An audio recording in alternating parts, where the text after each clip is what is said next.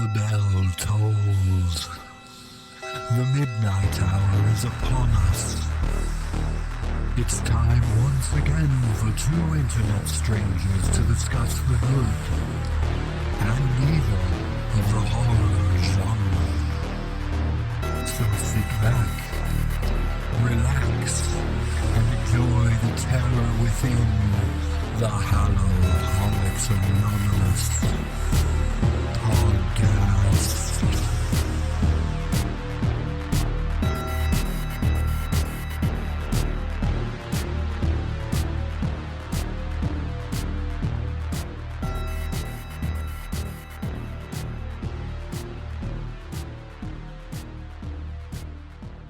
Day 439.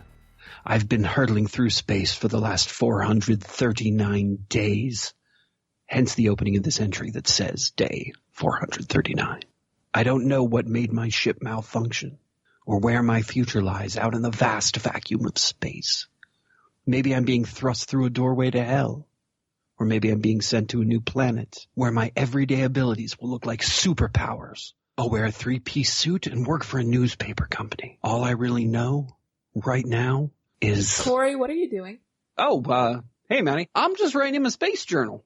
You know, just to keep myself sane while we're alone, destined for some unknown future. We've got 3 days of oxygen left. I think we know what our future is.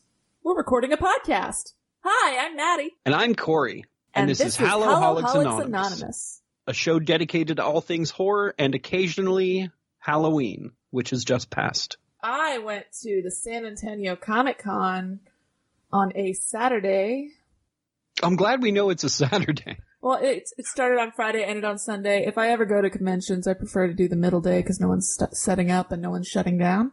Oh, good call. Actually, I learned a similar thing about haunted houses. I think I might prefer going to haunted houses the weekend after Halloween because there's less people there and the staff are all super stoked that it's their last weekend. So there's like an extra level of excitement. So yeah, we both learned something about days. So a few things about this Comic-Con. It was in the Alamo Dome, which was a really bad choice. Very, very, very crowded to the point that I'm lucky that we got there in the morning immediately when they opened the doors, because that meant I at least got an hour and a half to walk around without, like, crowds thronging me to the point that I couldn't even enjoy looking at the stalls. So you realize, as a Western Pennsylvanian, when you say something like the Alamo Dome, I'm just picturing all of you guys, like you and a bunch of nerds, just stuffed in the Alamo, right? And I know from Pee-wee's Big Adventure that the Alamo doesn't have a basement. So it's pretty crowded. So I assume the Alamo Dome is not the Alamo. No, it's like a performance center. There were several levels to it, but there was mainly 2 levels, and some of the cheaper vendors set up on the upper level where the seats were. And I mean, it's a big space, but it's not big enough for one of the biggest conventions in the country. And also, like, they had cast members from The Sandlot. I swung by Mr. LaFleur and told him he was amazing, and he said thank you. Oh, nice. Nice. I didn't really say hello to any other celebrities except for, I guess, a minor writer because I felt bad for him, so I bought one of his books. And I did briefly see some awesome wrestlers, some other members of the Sandlot cast. I think there were some Stranger Things and Walking Dead cast members there. Arnold Schwarzenegger, I didn't get to see him. I heard it was super crowded over there. I did see Jeff Goldblum, and he was super chill, and he loved his fans, and everybody thought he was the best.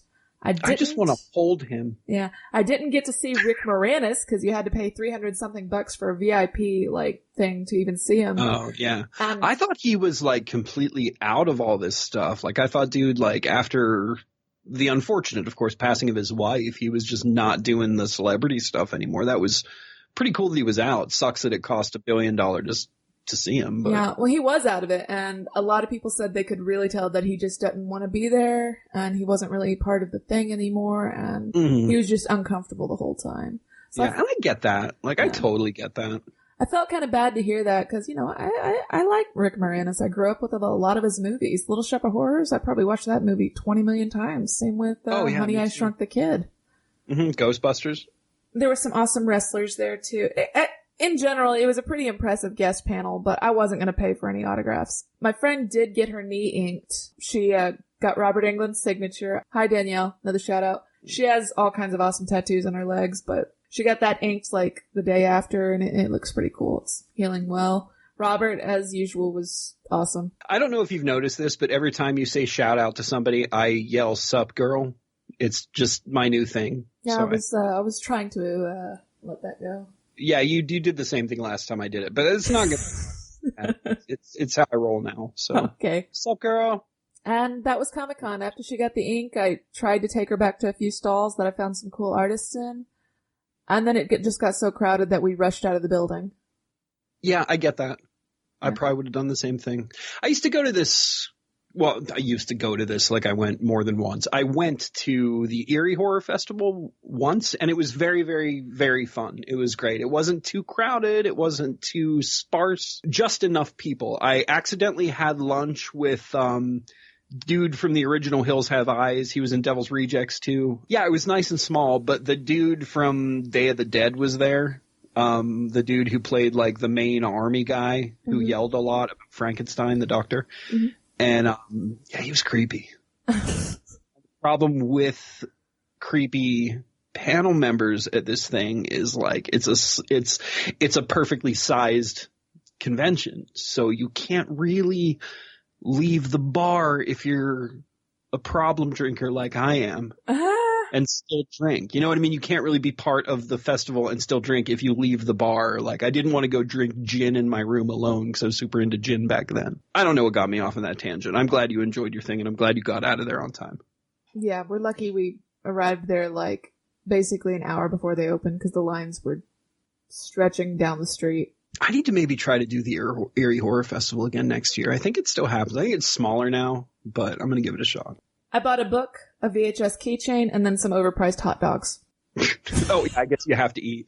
So let's talk a little about your haunted house before we start talking about our discussion topic. Yeah, so I went to the Demon House in Monongahela, Pennsylvania, which is outside of Pittsburgh for those of you who aren't Pennsylvanians, which I imagine are most of you because Maddie's a much more personal person than I am.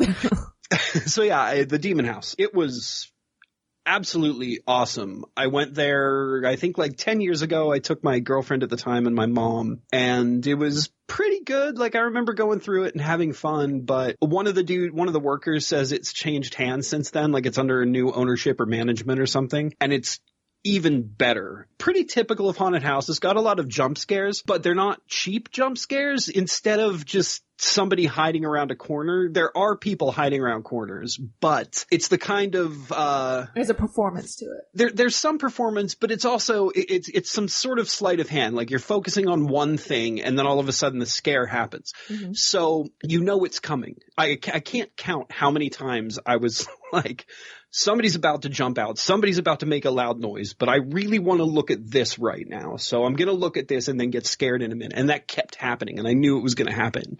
So not only was I like jumping out of my skin when somebody was like jump scaring me, but I was tense the whole time waiting for it. And the weirdest thing happened. And this was completely by accident. We went the weekend after Halloween. We went this past Saturday, and there weren't many people there, which was great. The lines were short. We were in very quickly, but it was us and another couple. And as we're walking through, some dude just randomly joined our group like halfway through the haunted house. And I'm like, this dude, I'm whispering to Angie, I'm like, this dude's definitely a plant. Like something weird is going to happen and this guy's going to be involved with it. Oh my God. I was wrong. Yeah, I was wrong. This was just a cat who like came with our group and like got there halfway through. So dude did like, and I can completely relate to this guy because I've done haunted houses by myself. I've done just about every social activity by myself you can think of. But yeah, so like I went through this entire haunted house not trusting this guy just because he joined us late.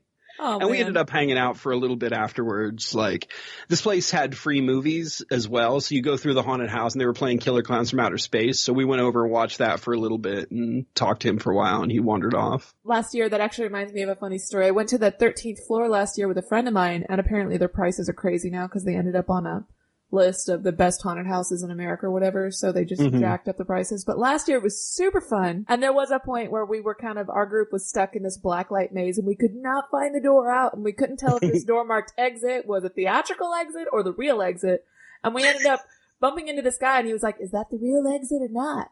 And he was like whispering and I was like, this guy's an actor. He's about to trick us. And we were all trying to find the way out and I was like, in a minute now he's gonna do something.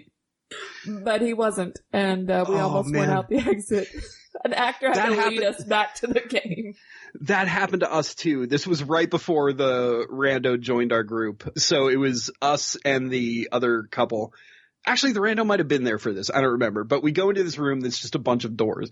And we're trying all the doors and none of them are working. We can't figure out our way out. And like everybody's panicking a little bit. Like I'm a baby in haunted houses. Like I look like this big, tough, like scary tattooed dude. But I am such a big baby in haunted houses. Like I totally get into it. We're trying to find our way out. We're all scared. And all of a sudden we hear this demonic voice from behind one of the doors say, Paul. 4, maybe 5 of us were trying to push every door and it wasn't working. And none of us thought to pull the damn thing. It was brilliant. I'm not a baby. I'm the one who's like struggling not to laugh for the whole thing because I'm having so much fun. Mm-hmm. Oh yeah, that's me too. Like between screaming like a child, I am laughing my ass off. Like I love that stuff. Angie apparently has no concern about sacrificing me. Anytime anything remotely scary happened, she was pushing me towards it. The chainsaw guy that's at the end of every haunted house, like she was like throwing me at this dude to get away. It was, yeah, I've learned a lot about her during this thing. Yeah. This place also did a cool thing, which with the scares that I mean, admittedly, I haven't gone to very many haunted houses in the last few years, so this could be related to the type of scares that are happening in movies, and maybe it does, which isn't at all a complaint. It was very effective, but a lot of the scares relied on the actors sort of striking weird contorted poses and like moving funny, which is always very unsettling to me and definitely added to the tension. I mean, of course, fairly quickly after that, there's kind of a jump scare, but like I really liked the amount of actors in this place that were actually like bending themselves wrong. I blame Japan. You know what I mean? Oh, it's definitely Japan's fault. You know what? I blame India because Japan. Yoga. Oh, yeah. Yoga. Probably. Yoga's pretty scary. Oh, yeah. I really appreciate when an actor can fully use all of the tools they have available to them. So if I had one complaint about this place, and this isn't even a complaint about the place. In fact, it's another compliment veiled as a complaint. It's more of a complaint against me as a person. A complaintment. Kind of, yeah. They've got all this very detailed stuff. Like they had this one room that had books open on the table, and it looked like maybe there was a book of medieval torture devices right next to an open book of surgery devices, stuff like that. And I kept stopping to try to read the books. Oh man, I did that at the book room in our 13th floor. Like knowing a scare was going to happen while I'm focused on these books. Again, I'm like, I'm going to read these books now and I'm going to get scared in a minute. You watch. So I kept doing that. Every room there was a book or like a prop that I hadn't seen before. I would stop and look at it. Mm. And I felt a little bit like we weren't getting time to look at this stuff. Mm. But that's not the haunted house's fault at all. That's the fact that like, that's just the way it is. Like you stay too long and you look at the detail, the magic starts to wear off. You're in theater, you know that. Yeah, but it also might be a good way to just encourage you to go again. True, very true. But so I did feel a little rushed when I was doing that, but that was more me than it was the house. So they've got a gift shop, which not only featured some pretty sweet Demon House merch, they had some really nice hoodies. I really like their logo. I totally would have bought this stuff if there was more money, or if there was more money in life. If I would have had more money, I was between checks. I get paid this weekend. I would have definitely bought some more stuff. But especially because there was this vendor there who called herself Dumpster Dollies on Etsy. She makes these handmade horror-related, I guess, plush dolls. She had some of the big characters on display. My mind might be filling some of this in, but she had some like pinheads and some Freddies maybe. I can't remember.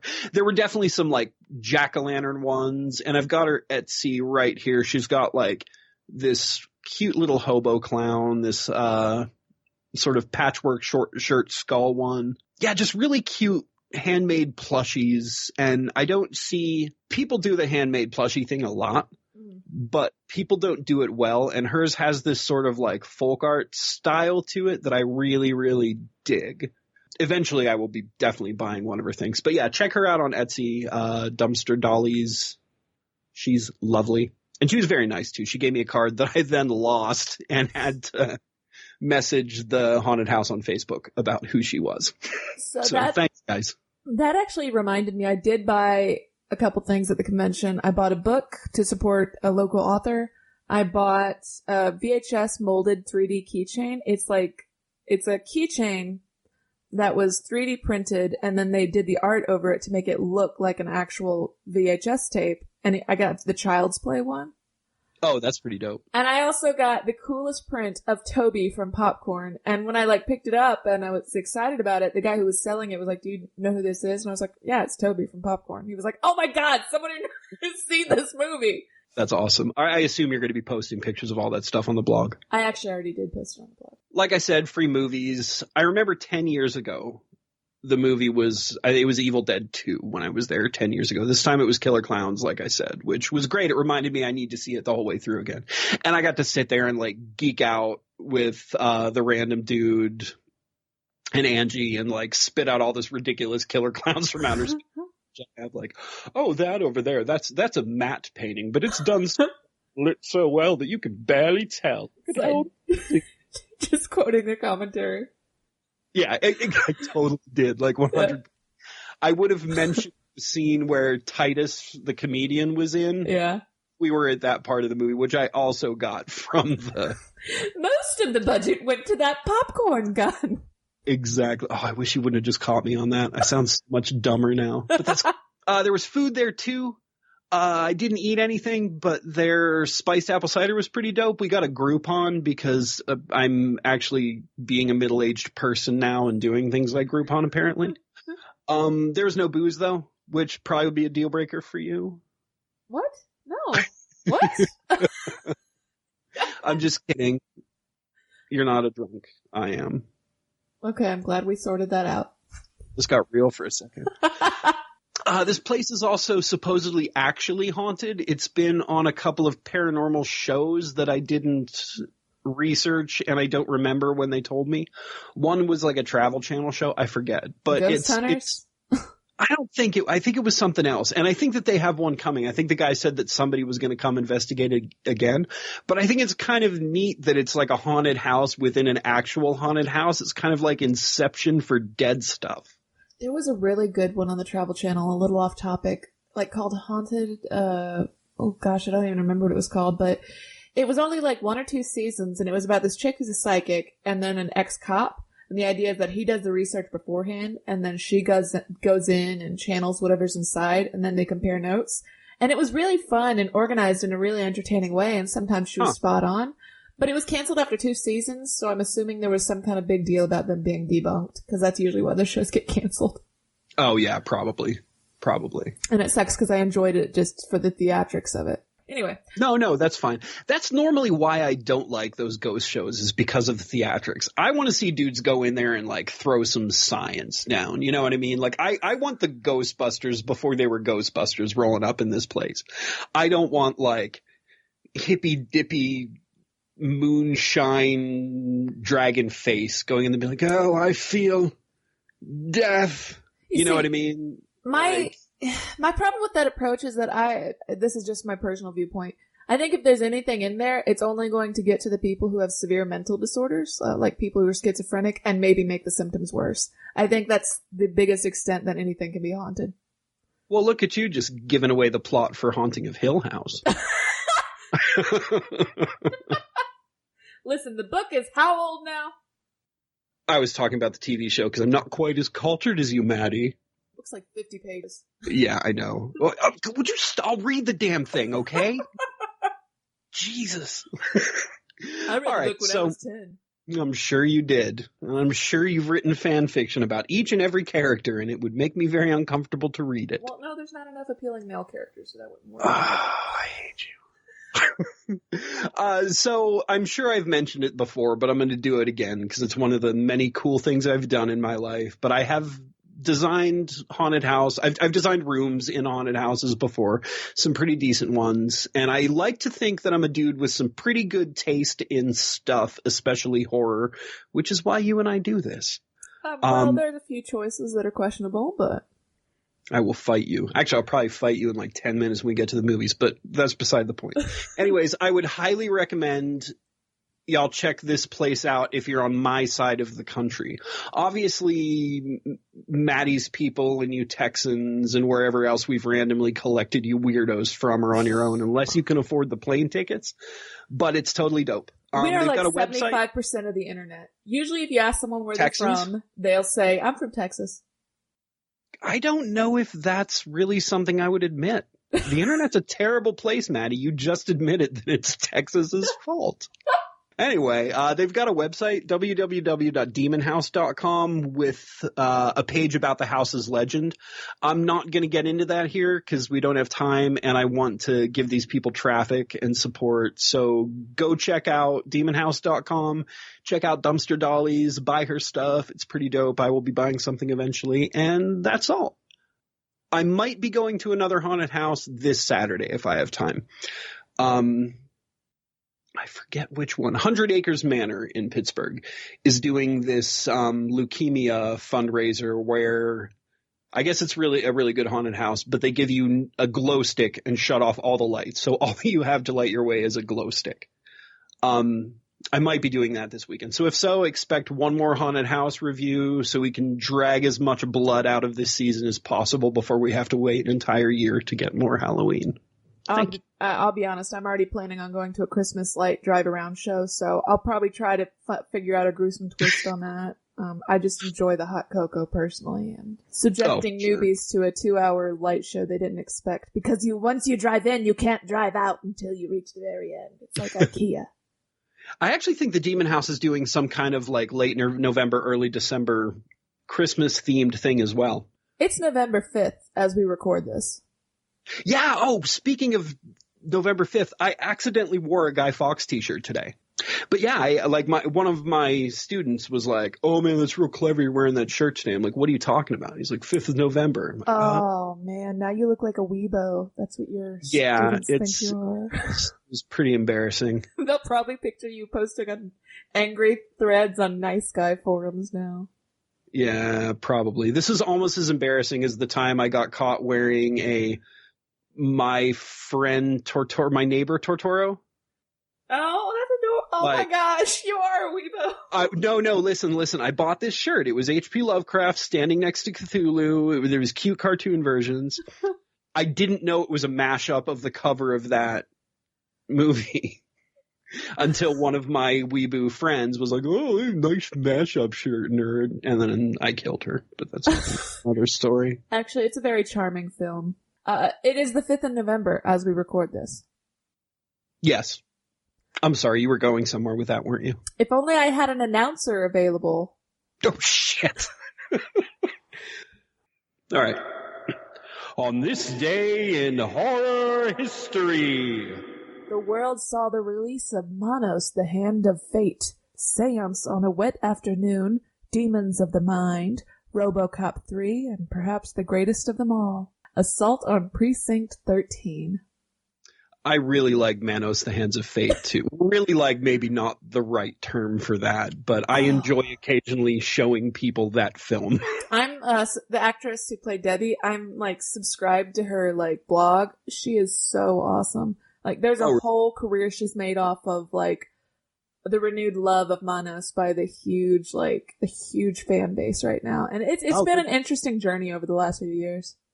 Yeah, I mean, the first time I even heard of it was probably 5 years ago. I was I even missed the Mystery Science Theater Manos. I didn't realize that until 5 years ago. And then it took me another 2 years to even watch the movie. But now I occasionally force other people to do that.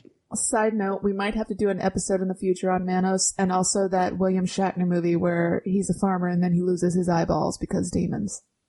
Oh, Jesus. All right. That was On This Day in Horror History.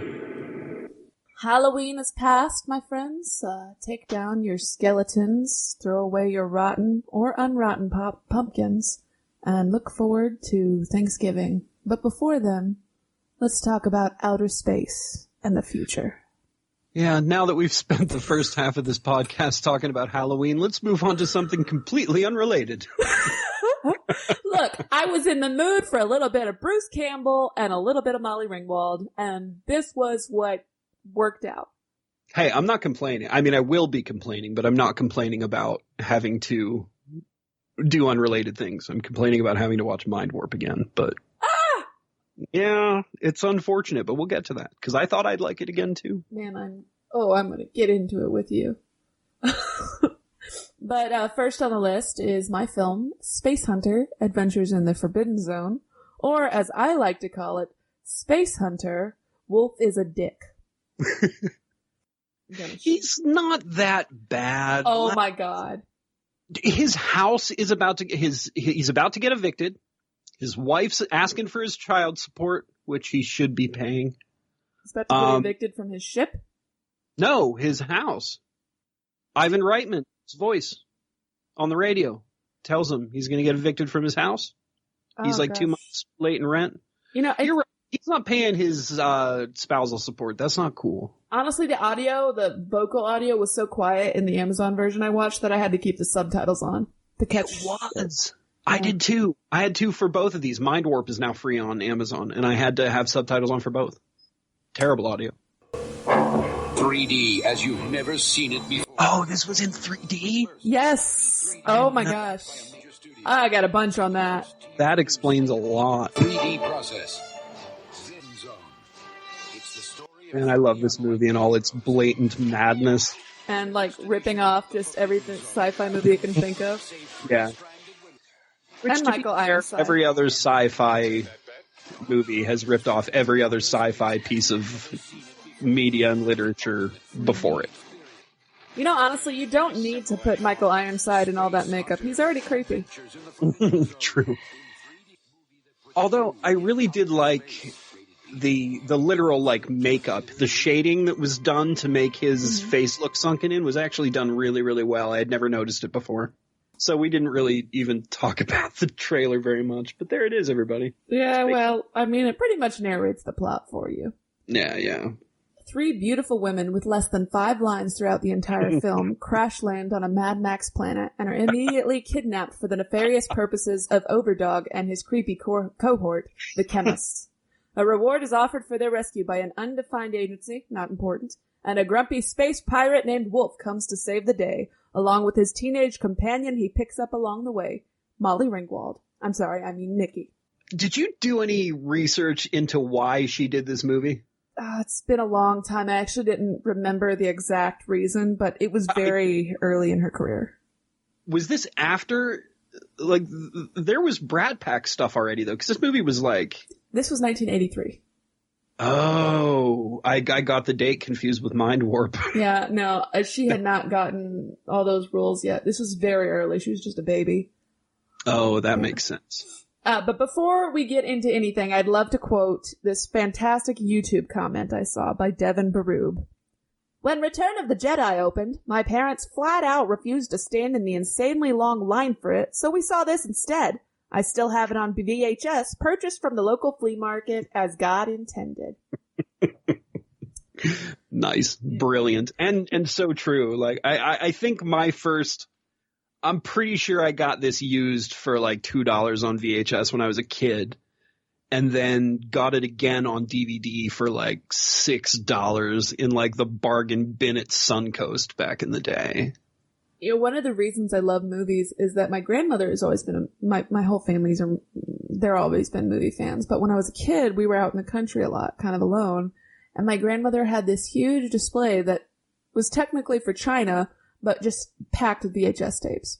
And this was one of the tapes we'd watched together until it was worn out. So I had really fond memories of it. But I think I might have like combined it with a few other movies in my head because there were certain scenes that didn't happen. That's how I felt about Mindwarp, but going back and watching Spacehunter, I still enjoyed the hell out of it. It's not good. It's a bad movie, but it's so blatantly like weird and bad that I was totally into it from beginning to end, even though I had to watch it in 3 sittings, part of which was in my car. So when I looked at the title with the subtitle Adventures in the Forbidden Zone, I thought to myself not to be confused with the Sixth Dimension. And in fact, when I did a little bit of research on this film, I found out that Hercules Films, the producers of The Forbidden Zone, which was released in 1980, actually obtained a temporary restraining order against this film and tried to sue for a title change, but it wasn't successful. Wait, The Forbidden Zone, like Danny Elfman's movie? Yes. Well, his brother's movie, but yeah. Well, yeah. Why would he do that? He doesn't care, but well, I guess it's his brother. Never mind. Well, yeah, and it was a few years after their movie had come out and they were using part of their title. I mean, I think it makes sense in a way, but I can't really watch The Forbidden Zone and think, this is an art piece that must never be perverted by lending its title to a space western. Well, that, and we're going to get to this in my movie too, because I'm going to briefly talk about how some jokes are just low-hanging fruit and common, but the term forbidden and zone are not two things that are weird to put together. It's okay if two things do this. Well, yeah. You know what I mean? I feel like that's kind of, I don't think anybody involved in Spacehunter was like, oh man, that Forbidden Zone where that dude in the monkey mask or frog mask, you know what, I shouldn't even mention that. When things happen and people in frog masks do stuff, we should totally name our movie after that. Like, I don't think that occurred. I think it was a coincidence, much like one of my jokes in my piece. And that might be one reason that the judge threw it out, because the movie was released, so obviously they did not win their case. Mm-hmm. The original, oh, yeah. The original photography shoots were planned for Alberta, Canada. They moved it to Vancouver because Alberta had a little rule in a place called Drumheller that they'd have to hire only local union personnel. And the crew was like, no, we're going to Vancouver. And they also, that's pretty commonplace now for movies. Mm-hmm. Like, I know the local one in Pittsburgh, if you're doing anything there, you gotta hire, like theater-wise, you gotta hire out from local one. Well, I have the feeling that they probably tried to strong-arm them after they'd made the plans. So it might have just been that there wasn't an early indicator of that rule. So yeah, that could be. They wasted their time. I can't remember if Pittsburgh's actually local one. I don't think they are. But some of the main principal photography, like the outdoor photography, was done in Moab, Utah. And you can see that in one sequence in which they're walking by a huge chimney-looking rock. That's like the main tourist picture usually of Utah deserts. Sorry, not to go back, but Pittsburgh's actually local 3. I just, since I do work in theater and I work with these unions, I want to make sure I don't get that wrong. So local 3, sorry guys. You remember how, like, Wolfen had multiple directors, right? Yeah. Well, the original director and script co-author, Gene LaFleur, was fired early, like 2 weeks into production, for neglecting to deliver any usable footage. And then he was, then he was replaced by the director of The Last American Hero, Mr. Lucky and Lipstick, Lamont Johnson, who was also an actor. I don't think I've seen that. I'm getting it confused with The Greatest American Hero. Last American Hero, Arnold Schwarzenegger is a movie character who comes off the screen. The Last Action Hero? Oh, you know what? It's not that movie. I was thinking of The Last Action Hero. So we're gonna cut that. We are on point tonight, Maddie. I think you should leave it in. It's funny. Fine. Actually, well, normally I'm the dumb one, so that's up to you. Well, that makes a lot of sense, though, because I love The Last Action Hero, but Mr. Lucky was terrible. So, Lamont Johnson, the director, hired Len Bloom and Dan and Ilona Goldberg to streamline the action and tone down elements he considered excessively vulgar. The original draft named Overdog King Creep, and there was a slavery subplot they cut out entirely. So they basically took a far darker story and censored it. It was only during their downtime in between the reshoots with Lamont, which was about a week, like he was given a week and then they were like, you're going to start filming today, that it was even decided for this to be a 3D movie. And the lead actor, Pete Strauss, seemed very disappointed with the results of the film because he said, it isn't the picture I thought I was making. And you can kind of see how it was trimmed down in some ways when, for instance, the 3 silent supermodel space hunters, I guess, in the beginning of the film are brought to Overdog, and he's like, strip! Closer! Slower! And, like, you see little pieces of clothing, and then they're in granny panties. I feel like that wouldn't be wearing granny. Yeah, definitely not. But that's one of the weird things that I remember, and this could just be because I was a young kid the first time I saw this with imbalanced hormones at the time. But I remember that scene where Overdog makes them strip I remember there was no nudity, but I remember it being more I remember there being more skin. You know what I mean? That could have been my 12-year-old mind, but it also could have possibly been a different cut of the movie, something they took out later, something that, it could have been a number of things. I think Ernie Hudson was kind of wasted as the Washington character. I think everybody was kind of wasted except for Molly Ringwald. I really enjoyed her in this and her like proto Mad Max speak. I would have liked her better if they didn't make her speak so high. That's not her natural voice, and it was annoying.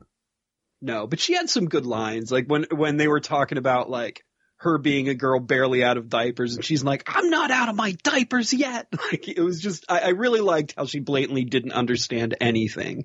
I thought it was really clever, and they did do a pretty good job making, showing how smart she actually was in the maze scene. Like I really enjoyed her character, but you're right. Ernie Hudson was way underutilized. Yeah. Countless decades, centuries into the future, what have you. One of the main villains is still a German. Ron Alianik as the chemist actually stood out as probably one of my favorite characters just because he was so bizarre. His chemistry set had a blender. Mine would too. The production had to be extended from 4 to 6 weeks because of bad weather. And it's funny that you didn't realize it was 3D because in the very beginning, just with the opening credits themselves, you see these stars rushing towards you. That's why I said it made so much sense because the weird off center title busting out of the like bulging metal. Like I should have been like, oh yeah, this was 3D, but yeah, I didn't get it at all. Early on, there's this like really obvious 3D shots. And let's be honest, most of these 3D shots are always obvious in movies like this. Oh yeah. Where he's like holding this shot and slowly, like this syringe and slowly approaching the women. And it's like, it extends the shot, the actual like frame, probably a second longer than it needs to be. And it doesn't look like he's injecting it. It looks like he's just holding it there. Yeah. But these, this was the good old days of toy models, green screens, and wildly irresponsible pyrotechnics. So I will definitely give them thumbs up for that.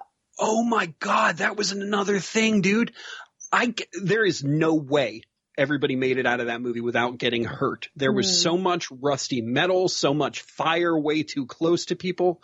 They were obviously shooting fire at other actors' shields in some of those scenes. Like the train scene, they were just shooting bottle rockets at each other practically. Like it was insane. They actually bought a lot of decommissioned plane hangars to build some of that junkyard. So, I mean, they were pretty creative with some of their set pieces, even though it looked more theatrical than film worthy to me.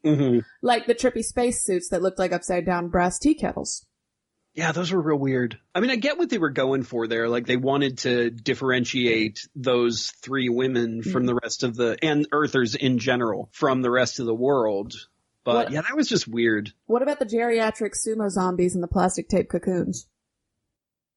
Oh, yeah. They reminded me of the grandma in Evil Dead 2. And the hissing, slimy snake barracuda Amazons, snakes because they hissed. That had barely anything to do with the plot. Yeah. The anus-faced water dragon. Oh, yeah. And the wailing mutant children played by little people. Why do these space movies always have to have little people as some kind of creative alien or mutant? Because that was okay back then, Maddie. We still do it. Yeah, we do. That's unfortunate. Not as bad. Like, it was... Back then it was, look at how weird our movie is. We have all these little people dressed up, it's not as bad now, but there's definitely, and I don't like it. Like I don't like exploiting any group of people because of what they are. Granted, some people have made a great career out of it and have managed to stay sort of towing the line. What's his name? Yeah, I know who you're talking about. I was actually typing Willow into thing because I'm a terrible person. And I love him. Warwick Davis. Yes, he's great. And his show is hilarious. Yeah. Anytime you need a little person, like Warwick Davis is there. But there's a funny episode in his show about him like actually conning all the other little people in his union into stealing all of the roles. Life's Too Short from 2011 to 2013. I'll have to look that up. It's quite I've never funny. seen it. And it did have Ricky Gervais in it. Oh, of course it did. They're like best friends. If these movies have taught me anything, it's that eventually most of mankind will devolve into cannibal mutants and women will never run out of hairspray. Yeah, unless they want to. Unless they want to be dirty. Like Molly Ringwald's character just wanted to be dirty. Yeah. Didn't you think it was kind of funny that she got progressively prettier throughout the film? Like, her hairstyle got better. She was suddenly wearing makeup. At the end, the lighting was even more flattering. Mm-hmm. And I realize now why they did that. I think they did a lot of that because they wanted to do kind of a bait and switch. Mm-hmm. When they got to the overdog stuff, I think they wanted people to think that they were going to use her as one of the girls. Like it felt to me like they were trying to turn her into a damsel in distress, but then they pulled back to sort of like maybe that was the original intention of the script before they cleaned it up and made it less vulgar. Maybe I don't know. But if that's what they did, that was a pretty smart idea. Although it did bring about like that scene where Peter Strauss aggressively washes her hair makes me feel very strange. Like, I know that it's a father-daughter relationship there, but I felt so weird about him just like manhandling her like that. You know? It wasn't right. He treated her like crap, like unreasonably crappy. I mean, like. He was a loner, Maddie. Yeah. That's why he did it. To the point that he pulls out a sleeping bag and he's like, nah, you're sleeping in the cold. He gave her a blanket. Yeah. Oh, yeah, he gave her a blanket. In space. In a desert. In a space desert. Like twice as cold, probably, as a regular desert, which gets cold at night. True. I mean, it's a futuristic blanket, though. It was probably okay. And I mean, she slept next to him anyways. It worked out. I do wonder why everyone is pale in this movie, except for Washington, of course, for reasons that I'm sure you understand. When they're on a desert planet. They're all sick. They're all sick. Even Molly Ringwald? Yeah, she's on that planet. I mean, she's going to be fine. She flies off with Wolf and gets space drugs, and she's healthy again. But I'm sure she's pale because they're all sick. They live in this terrible disease-ridden wasteland. There's no way she didn't have space herpes. Ice pirates. This movie made it so apparent to me that space money is always in credits. Yeah. They really hound on that credit idea multiple times. Mm-hmm. Mega credits, Maddie. Mm-hmm. Yeah. Mega credits. And it seemed like of the $14 million budget, by the way, Mindwarp was only $1 million, most of that money must have gone into ship design, because I'll tell you this, some of those ships and vehicle design. And the vehicles were awesome. That is one of my favorite parts probably about this movie. Yeah, me too. The Scrambler is such a cool vehicle. I couldn't even tell normally you can tell what the base of a vehicle is. Like Washington's was obviously a big rig. You know what I mean? I couldn't figure out what the Scrambler was. Like I at one point thought it was the chassis of a Jeep, but it's too long for a Jeep back then. Like I couldn't figure out.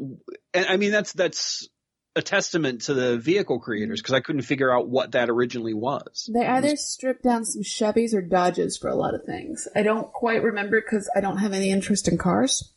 Mm-hmm. And I can't tell the difference between a Chevy and a Dodge anyway. Unless I'm looking at the little plate on the back that has the symbol on it. That's the only way I can tell. This movie kind of felt like a comic at times, and it reminded me in a weird way of like Tank Girl. Yeah, I think that was done on purpose. I think it was supposed to shout back to comics and old serials. I think it was kind of trying to harness that Star Wars power. Mm-hmm. I got a big Taming of the Shrew vibe with Wolf and Nikki. Yeah, that was there too. Except she wasn't really mean to him, just obnoxious.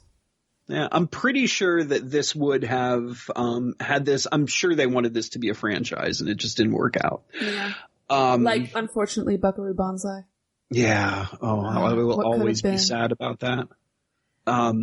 But yeah, I can almost guarantee you that Spacehunter 2 Adventures in Molly Ringwald's shower would have ended up being mostly about Wolf teaching her how to not be her. You know what I mean? I just know the writers thought he was justified in treating her like crap because she talked too much. Space westerns, space operas, what have you, tend to have a slight dose of misogyny because there was a lot in this. Because the protagonists are invariably arrogant males of some variety. But this one really took the cake, especially because of those three beautiful women having maybe at most 5 lines. Mm-hmm. And there was a lot of world building. There was almost too much conversation about the past that these two characters had together, or how their economy worked. They seemed to really focus on that a lot, or what these characters on this planet were doing. I don't need a background to Overlord because he's a big bad guy, okay? I don't need a background to any of this stuff.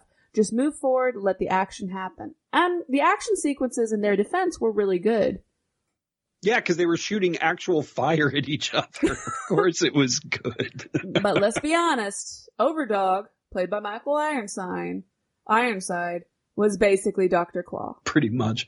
I keep wanting to call him Overfiend. In fact, I remember his name as being Overfiend until I watched this and realized it's Overdog, and then realized that I was getting it confused with Legend of the Overfiend, which is the only tentacle film I've ever watched. And it's the reason I will never watch another one again. Overdog, not Overfiend. Legend of the Overfiend is a very different movie. Not for kids. Not for anyone. Would it surprise you to know that Neverending Story came out a year later? Not really. I say that because I was watching this and I thought it would be so much better if I was watching Neverending Story right now. Now I've got that song stuck in my head, but the only part I remember is Neverending Story. So that's just repeating in my brain. An image of a dream. You're leaving that in. Speaking of songs, this movie had one epic song used for the entirety of the film. And I love that too. That's another thing that was like harkening back to the sort of like 50s space movies and stuff. That like very epic but very repeated hero theme. I really enjoyed it. You're right. It happens a lot, but I thought it was hilarious. And I'm sorry if it does sound like I'm just picking this movie apart and tearing in a new one, but there were elements of it I really did enjoy. Like I said, even though the physical effects were very obviously kind of budget physical effects, I mean, you could see the sumo suits moving as those like monsters were jumping in. It was fun. I kind of liked to watch how creative they got with their designs. Like, again, the tape cocoons. Putting slime on the Amazons, that was stupid. Those women were actually bodybuilders. Did you know that? No, I didn't. Local bodybuilders. They looked oddly proportional for bodybuilders. If you're not doing the juice, you can be pretty proportional. Valid point. Plus, I think they were middleweight. Middleweight's kind of different standards than heavyweight. Oh, okay. Yeah. Weird that you know that, but okay. Anyway, the movie was a hot mess, but it was a fun one. I really like movies where you can just kind of shut yourself off and just watch ridiculous stuff happen. And this was exactly that. Every moment was weirder than the next, building up to the Overdog's death maze. Like, I really, really like this movie, and I still really like this movie. Check your brain at the door, and just be glad if the coat check loses it. Mm-hmm. Exactly. Do you have anything else to say about Spacehunter? I do not. Well, then that was Spacehunter. As a boy, I would watch movies, and I would like them, like Spacehunter. I watched it as a kid. I liked it. I watched it again over the last 2 days. I still like it. This happens a lot. I thought for sure it was going to happen with my movie, but I rewatched Mindwarp and absolutely could not stand it, Maddie. What? Yeah, I mean, show the trailer and we'll get into it. Oh my God. I'm not happy about it either. And I guarantee you I'm going to think I'll like it again when you show the trailer. And everybody tells me I should like this movie. And it's a good movie. The day the Earth died, a little dramatic. a new reality was born. I think that's probably part of my problem with it. It took itself a little too seriously. Everything is fake. Like, look at this. How do you take The human race a split apart. dude sitting on top of a laser The seriously? lucky ones went to Inworld. Are you cool with spoilers right now? Because we're going to have to talk spoilers. Oh, yeah. If your dad is Angus Scrimm, everything is going to be dramatic. Valid point. What the hell is happening? And I will say that he does Cannibals? deliver everything he delivers in a way only he can deliver it. One woman But trapped in the universe. not How should even... you not love a movie that puts Bruce Campbell and Angus Scrimm in the same universe? Oh, we'll get into it. You're seeing why. Like, look at that. Look at the dude in his little It's fun. fiber optic wig. Those IKEA chairs that those women are sleeping in look so comfy. It's true, they do. Mindwarp. And Bruce looks really good in this. He does. I would like to hold him as well. The I would think that you would love that machine. We'll get into it, but I do love the machine. I love a number of the set pieces in this. I think Robert Kurtzman, who is an excellent effects guy, I think he did a great job, but I hated the movie, and well, we'll talk about it. okay, let's get into it. All right, so first things first, I need to talk about a joke before we begin. This is sort of a disclaimer. So occasionally I will watch a movie. This is my process, ladies and gentlemen of the world and internet. I will watch a movie and I'll take some notes here and there, but generally I will write my ridiculous summaries of the movie just from the top of my head, just remembering the movie like I could. And I talk about the crawlers in this. I refer to them as chuds.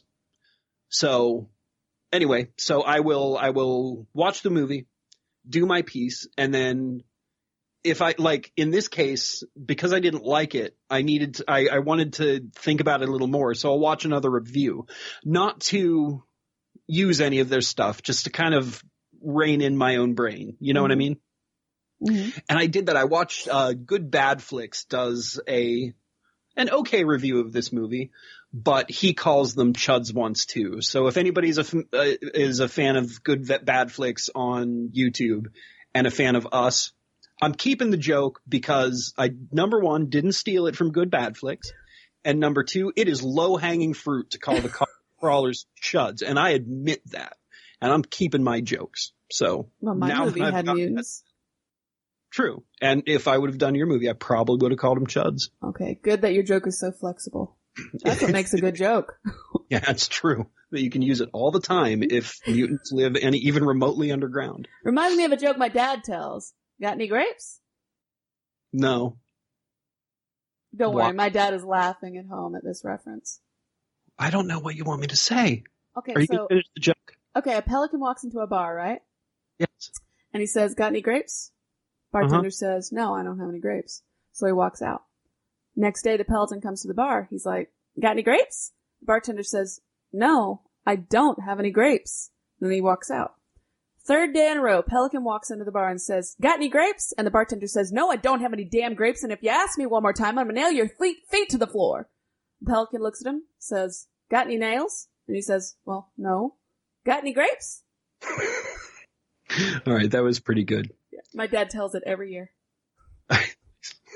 So speaking of dads, Mindwarp is about a girl with a dead dad who doesn't want to play her VR video games anymore, so she murders her mother and gets excommunicated from her weird computer cult and has to go live in the snow desert with Bruce Campbell. She wasn't trying to murder her. She was trying to wake her up. It's not the point, Maddie. She did murder her. So manslaughter, maybe. All right. So Bruce Campbell and VR Girl live together for a while and fall in love, but are kidnapped by chuds, led by a terrible priest who turns out to be her not dead dad, who was also excommunicated from the computer cult. Mm-hmm. So Bruce Campbell works in the mines for a while, but escapes just in time to get recaptured and turned into a human maternity ward for tiny parasitic bugs. These bugs burrow up into your brain and make you mean eventually. While this is all going on, VR Girl's dad tries to convince her that they should bone and repopulate the world. Ew. She obviously refuses because she's not awful and insane. And then eventually Bruce Campbell sobers up a little bit from his bug drugs just long enough to help her kill her dad. And to tell her he loves her. And to tell her, well, yeah, we're kind of getting to that, but not really. So this completes the cycle of fratricide. And they all live happily ever after, but just kidding, they don't, because Bruce Campbell goes crazy, starts shouting he loves her because of the bugs inside him. He chases VR Girl further into the snow desert, then he throws up and dies. Well, hold up. He tries to force her to drink blood, and then she runs away and he chases after her. Yeah, that all happens too. Yeah, they try to make her the leader after she killed her father, yeah. I just didn't care enough to mention it. So now she lives happily ever after. Just kidding again. It was all a dream. Everything happened in her VR game. Her father is the sysop, which for those of you who didn't have computers in the 90s is short for systems operator, which is kind of like a Reddit admin without the power hunger. The moderator. Super creepy. Yeah, kind of like a Discord moderator who gives you almost enough power to be important on the Discord you share, but not quite as much power as she has. Wow, I'm feeling is there a veiled message here? I'm gonna have to decode it later. No, I don't know what you're talking about. So yeah, her dad is the sysop. He tells her it was all some kind of dumb test, and now she's the sysop, and she gets to take over the family business that is lording over the VR world that she doesn't even like, but she accepts it, and everyone now lives happily ever after, except for Bruce Campbell and the Chuds, because they never really existed. The end. Okay, you hate this movie, but we also just watched Halloween, H2O, and Resurrection. Yes, I hate those too. I would hope more than Mindwarp, because Mindwarp has at least some more redeeming qualities. Yeah, no, I definitely hate those two more than Mindwarp. Mindwarp, I've said this before, I will say it again. As long as a movie has something I like, I will watch it and I will enjoy it. And this movie does. It's got some very good gore, some very good makeup. Bruce Campbell in a tight shirt. Bruce Campbell in a tight shirt, Angus Scrimm delivering weird lines about parasitic leeches controlling people's brains, and most importantly, Cornelia's death. It is my favorite part of this movie. Angus Scrimm Cornelia is, at one point, VR Girl is going to be used as a breeder. Well, I mean, the whole movie, but I mean, it isn't, at first it isn't blatantly her father being like, be a breeder for me. Mm-hmm. It's Cornelia's like, you're going to be a breeder for this guy who you don't know is your dad yet. So Cornelia's got a daughter named Claude, and I don't even remember why I'm talking about this now. Oh, the death. So Cornelia and Claude are getting her ready to be a breeder and all this stuff, and it doesn't work out, and all this stuff happens, and Claude gets sacrificed to the human blender machine. But first, Angus Scrimm, with his cool glove, he's got this like 3-clawed glove that he keeps at a bowling ball, which I thought was hilarious, because the Chuds all live underground in a landfill, and they mine the landfill, which was cool too, to get like things they can use. And there's this great point where one of the Chuds hands him what looks like maybe a motherboard or some kind of circuit board. Mm-hmm. And he's like, we can't use this now, but it will be important later. Mm-hmm. Put that aside for the future. I thought that was pretty cool. Anyway, Cordelia's death. Long story short, Claude gets her eyes popped out and thrown into the blender, and Cornelia helps save VR Girl, and Daddy Angus is mad about this. So he picks up Cornelia, sticks her on a hook, and shoves her. This hook's like on a track, and it's this really fast pace. Like the camera follows her like all the way through this long room until she just gets like impaled by these 2 random spikes on the wall at the end, which I thought was great. So this movie does have stuff like that, but generally, so I have 2 weird issues. So if the dad is this benevolent sysop who is controlling this world for these people in this computer cult, why the subplot about wanting to bang his daughter? Like, that's just unnecessary. Because he's the pinnacle of this society he's brought together, because I doubt they were smart enough to have the bone machine for one thing before he came down. He took over, because he's Angus Scrimm, and he wanted to, as in with any classic fairy tale, perpetuate the perfect race. In a way, this is a Lurlaro. Yeah, but that's not what I'm saying. I'm saying, if you want to teach your VR daughter a lesson in VR, you don't need to be like, it's because daddy wants to bone you because the world is bad. She sees how bad the world is without daddy wanting to bone. You know what I mean? It was also about pushing her to the very extent of what would be the ultimate horror for her, and her father was her hero. Her father was her idol. Yeah, but you can get there without incest. I just think it cheapens the father-daughter relationship at the end, and it makes that less genuine to me. I don't know. But let's keep going on this a little bit. The fact that she is in the VR world, and the fact that none of this is happening, it's all happening in her head. Why do we keep cutting to scenes without her in it? That's not how that works. You know, if it's a dream, experiencing. Have you never had a dream where you weren't a character present? Yeah, I guess, but it's still, I mean, that doesn't sit right with me. If it is this program and it's all like, I feel like this should have all been from her eyes. I think that it's cheap storytelling to cut to another character that she's not, just to convince us that we're not in this VR world. Well, keep in mind, she has been doing this VR her entire life, and her parents very likely did for a vast majority of their lives. I think she's kind of a narcissist, for one thing. This is the only fantasy she could be satisfied with at this point because she's so angry. And does she truly remember that her father is dead? Or was that just another facet of the dream? Yeah, I mean, if you're gonna go that far, then maybe none of this is real. You know what I mean? The whole thing is a dream. Even the sysop bit yeah, at the end exactly. before she wakes up. Maybe it's all just there to convince her. If that's the case, then we just watched a movie that's actually about nothing, and I'm even more irritated about it. Well, I feel that at times the dream trope is lazy, but I think it worked here because of the questions it raised for me. It's just about as dark as you can get. She dreams up an awful poisonous world of drinking people's blood, brain leeches, mutants, because there's nothing else left to do. And, I mean, it had all of the hallmarks of what would be a woman's fantasy. She's the main character that everyone desires. She gets to bang Bruce Campbell. She ends up defeating a cannibalistic society in a wild adventure. And then ultimately she gets to be in charge, which at the very beginning is kind of what she wants because she thinks everything is bullshit. I think you're a monster, and I want the townspeople to rise up and destroy you. Because I made a cohesive argument? No, because this is how you feel about the movie, argument or not. I think the message is exactly what she said at the beginning, is that they're all waiting to die. Yeah, I think you're right, but it just made the entire endeavor so pointless to me. But that's the point of it, to be pointless. She even said at one point, she said, we don't even mate anymore, to Bruce Campbell. So of course she'd also have a fantasy where she's mating with someone. Oh, for sure, for sure. The Matrix stole from this movie. That is very obvious. Oh, yeah. Yeah, but this movie is all the bad parts in the Matrix and none of the good. This is Matrix 2 and Matrix 3 without Matrix 1.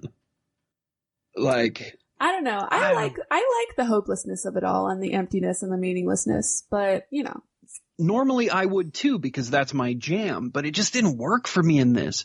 It worked for me when I was a kid, and I that maybe that was just because I couldn't think of it quite the same way I do now. I think I've just aged out of this movie philosophy-wise, and I don't like the fact that this movie ends, and maybe this is it. Maybe this is what all of it is. Like, you definitely have very valid points, and maybe this is what it is for me. That I don't like the fact that this movie ends with, and same reason I don't like the way The Matrix ends, I don't like that it ends with everyone being like, well, the world's not real, let's just stay in it. You know what I mean? Like, I don't like, as hopeless as everything can be, well, in their I defense, want there to be like... In their defense, the fight in The Matrix was for the choice. Yeah, that's a good point. But that wasn't even here. She was tricked into doing it. And I want a movie that... I don't need hope, but I need people to still be willing to live no matter how terrible everything gets. And that's not what's happening. This is people giving up, and this is people tricking other people into giving up. Maybe that's my problem, and maybe that's why I'm just not willing to listen to you, because you're a terrible person and I'm disappointed in our friendship. I don't think she was tricked, because at the very end, when she did get up and have a little bit of coffee and everything before going back, she was bored. Yeah, but I don't even think that happened. She would have been way more emotional when she got up after that. She would have been way more emotional about that whole experience, but she wasn't. Because you know what? She's probably had this fantasy several different times and tweaked it just a little here and there. And eventually got into father incest because she couldn't come up with anything else.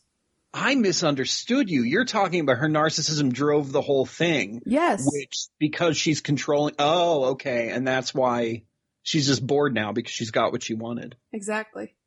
I'm still disappointed in you, and I still dislike this movie, but you make a very good argument there. So, were there a lot of quicksand deaths in the 80s? It seems like there were. You know what? I think The Princess Bride got that started. I don't know who started it, dude, but like in the 80s and 90s, people were always like getting sucked into quicksand or like sinkholes or whatever. People were almost as obsessed with it as they were Satanism and cocaine. When I was a kid, I was kind of terrified of quicksand. And acid sand walls too, thanks to Jungle Book. But Rambo freaked me out about mud walls, because you never know when a dude was just going to come out and stab you. Rambo freaked me out about Vietnam. Vietnam was a scary place that year. But in 1995? Well, Vietnam's still out there. Waiting for you. In the dark, in the shadows. In the night. Waiting for you to enter. Beware Vietnam, children. There go all of our Vietnamese listeners, our primary listener base. Sorry, guys. I actually really like your country. I'd like to visit someday. You have great food. Oh, yeah, you do. Yeah, I think we're going to have to agree to disagree on this, even though I'm right. I respect your opinion. I'm okay with us agreeing to disagree because I do think the end did leave it open for interpretation. Mm-hmm. Oh, for sure.